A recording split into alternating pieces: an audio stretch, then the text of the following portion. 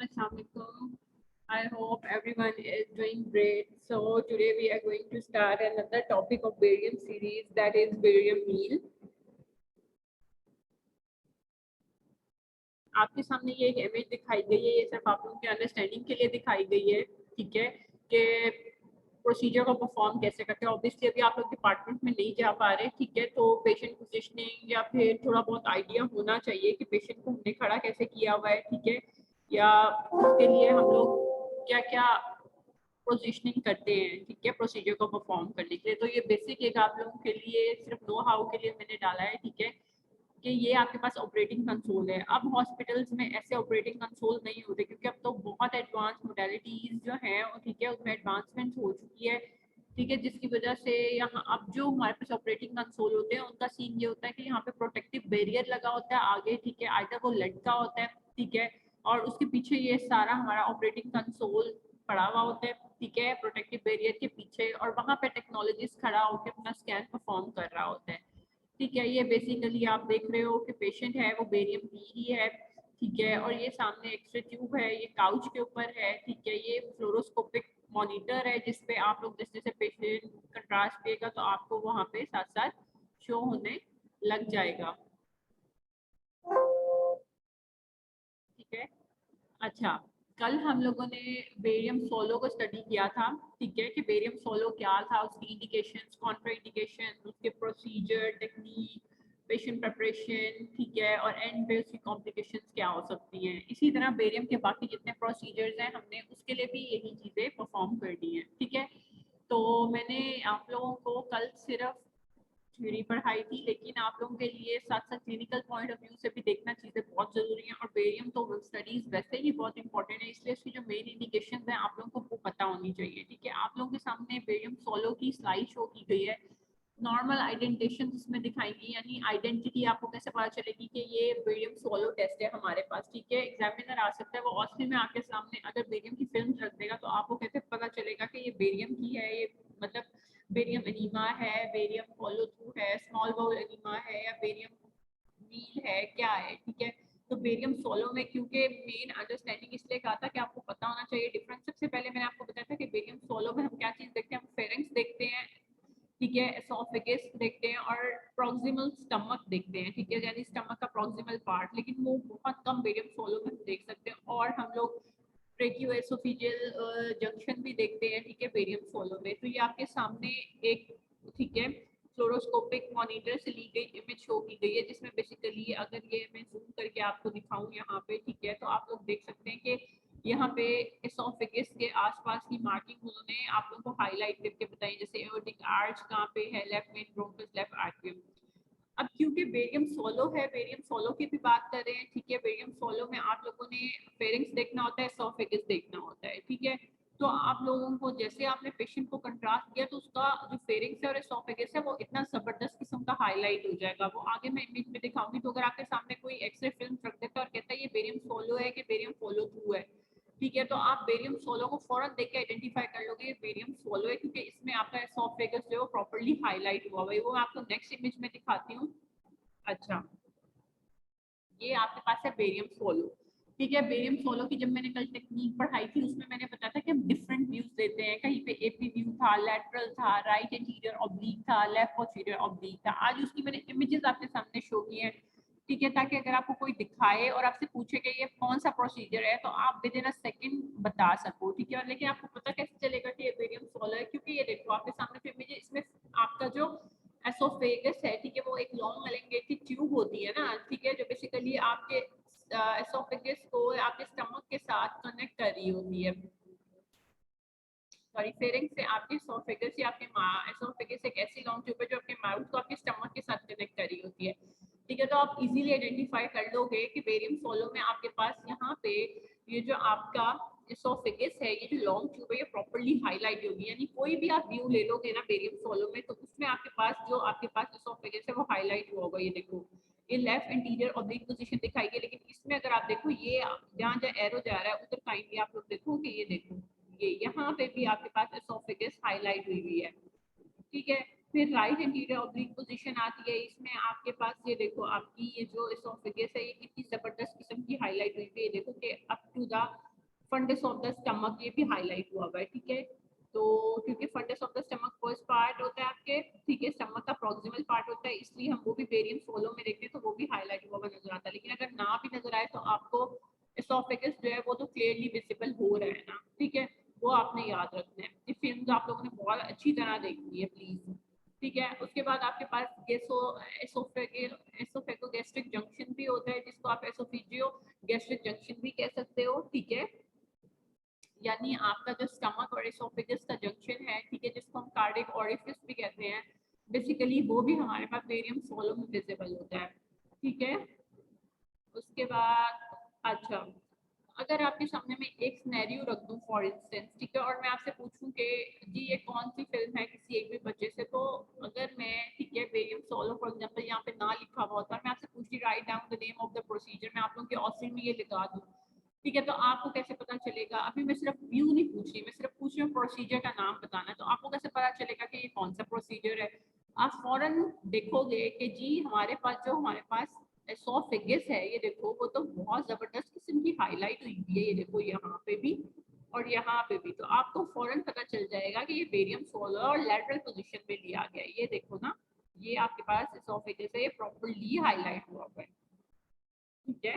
तो आपको पता लग जाएगा कि जी ये बेरियम सोलो है, कि इसमें फेरिंग्स प्रॉपर्ली हाईलाइट हुआ है। इसलिए जो भी हम प्रोसीजर पढ़ेंगे उसकी इमेजेस जो हैं, ठीक है, उसके जो रेडियोग्राफ्स हैं वो आपने साथ साथ इसी वजह से करने हैं ताकि आप लोगों के लिए आसानी हो कि कल को कोई भी एग्जामिनर आता है और आपके सामने कोई भी इमेज रख देता है तो आप देख सको। क्योंकि जब आप लोग क्लिनिकल सेटिंग में भी जाओगे क्लिनिकल रोटेशंस के लिए, तो वहाँ पे अब आपको ज़्यादातर वेरियम प्रोसीजर्स देखने को नहीं मिलेंगे, क्योंकि अब आजकल की जो हमारे पास क्लिनिकल सेटिंग्स आ रही हैं, कि ये जो हम सेटअप लगाते हैं उसमें मैंने आपको पहले भी बताया कि मॉडर्न टेक्निक्स हमारे पास यूज होती है, जिसने इन वेरियम स्टडीज को बिल्कुल ऑब्सोलीट कर दिया, अब हम यूज नहीं करते। लेकिन बहुत से जो हमारे ऐसे सेटअप्स हैं, ठीक है, जहाँ पे अभी भी एडवांस टेक्नोलॉजी नहीं यूज हो रही, वहाँ पे हम बेरियम स्टडीज परफॉर्म करते हैं, या इन सवेयर केसेस या कोई भी ऐसे रेयरली केस हमारे पास ऐसे आता है कि जिसमें हमारा डॉक्टर हमें बेरियम स्टडीज रिकमेंड करता है अलोंग विद सिटी, ठीक है।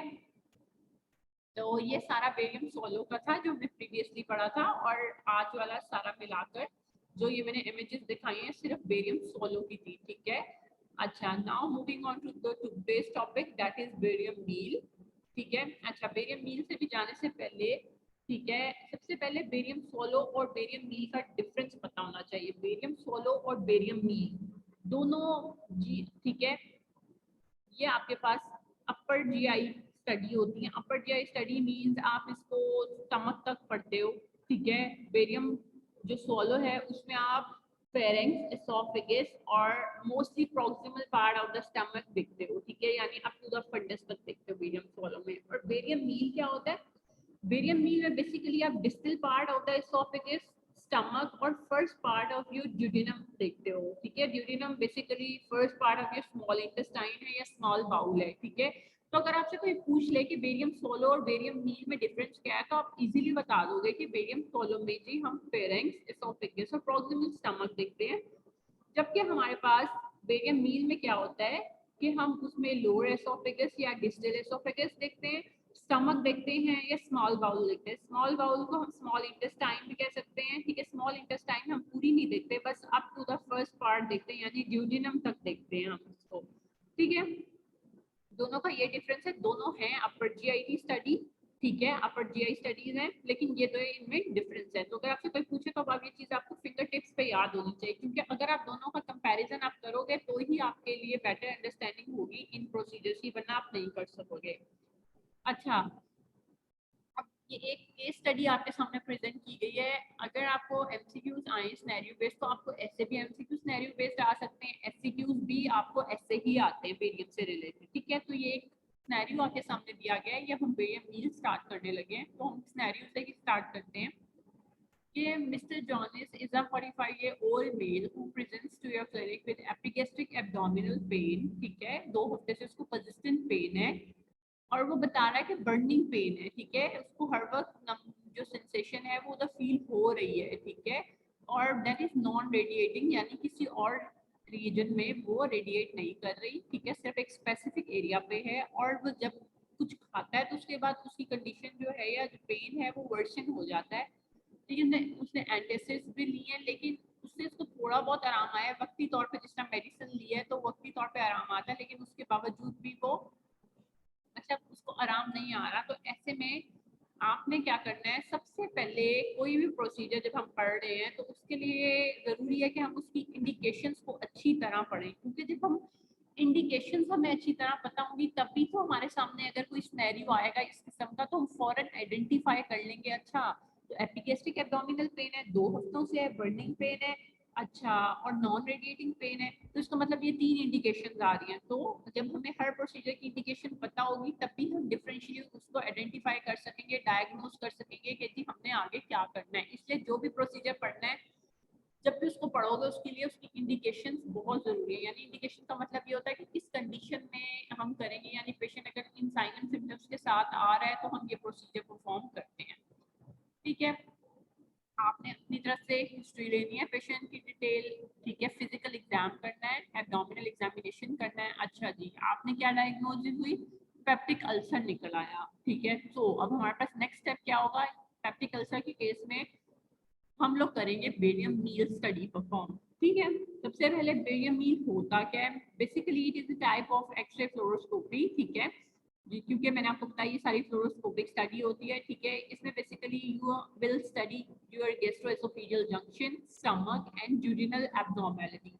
Peptic ulcer basically it's your duodenal abnormality. ठीक है, और मेन एम क्या होता है हमारे पास बेरियम मील परफॉर्म करने का, we have to look for problems in the stomach and duodenum and we ask patient to drink barium sulfate suspension। ठीक है, and then X-ray series of various images are taken। ठीक है, और एक बात और आपने ध्यान में रखनी है that barium meal is often performed straight after a barium swallow test has been performed। ठीक है, तो अगर आपको एमसीक्यू में ऐसा कोई क्वेश्चन आए कि कौन सा ऐसा बेरियम का प्रोसीजर है जो बेरियम स्वॉलो टेस्ट के बाद करते हैं तो या बेरियम स्वॉलो टेस्ट के साथ करते हैं तो वो बेरियम मील होता है। ठीक है, तो ये चीज आपने याद रखनी है।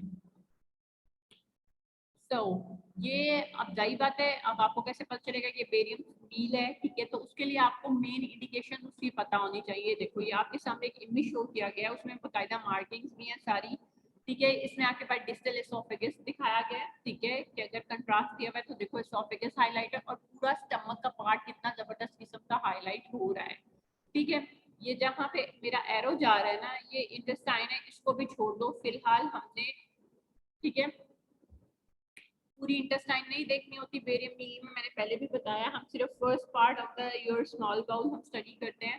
ठीक है, तो आपके लिए ये सारी मार्किंग्स जो है ना, ठीक है आप ये देखो आपके लिए बहुत ज्यादा इंपॉर्टेंट है।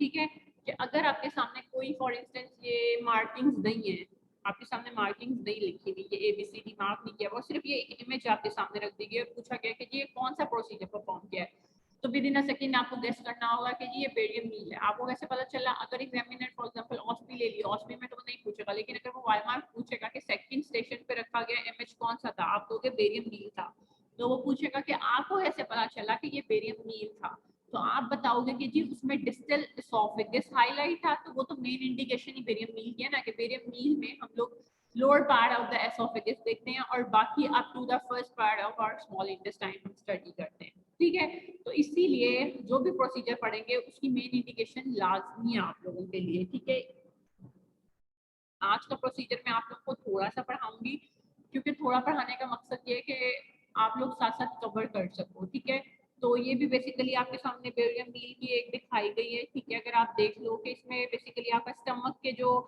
इम्पोर्टेंट मार्किंग है उनको बताया गया है। ये फंडस फर्स्ट पार्ट होता है आपके, ठीक है, स्टमक का, फिर बॉडी होती है, ठीक है, फिर पाइलोरस होता है, ठीक है, फिर एंट्रम है, रुगाय है।